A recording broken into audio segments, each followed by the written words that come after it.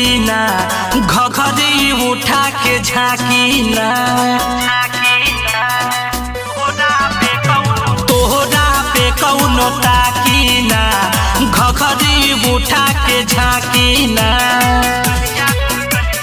गलिया गुलाबी है अखिया शराबी कमाल बा। हीरा जी भर के माल बा, हीरा जी भर के माल बा, हीरा जी भर के माल बा, हीरा जी भर के माल बा। का बुझले? हीरा जी भर के माल बा। का बुझले?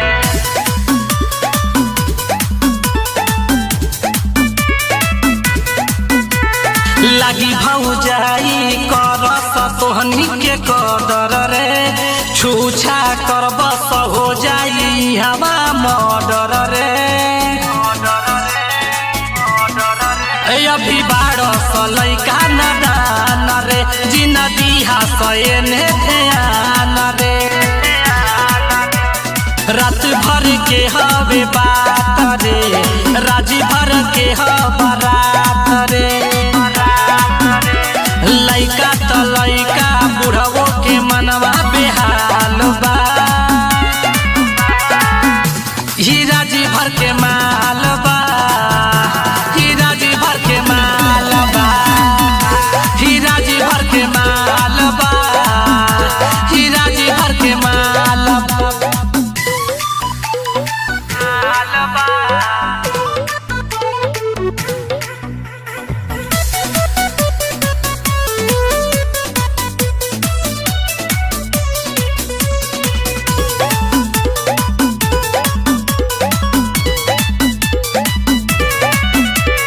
राजभर जितेंद्र के आवे न कबोई भीरी रे, घर ये करबावे तू सुन ले लखीमपुर खीरी रे।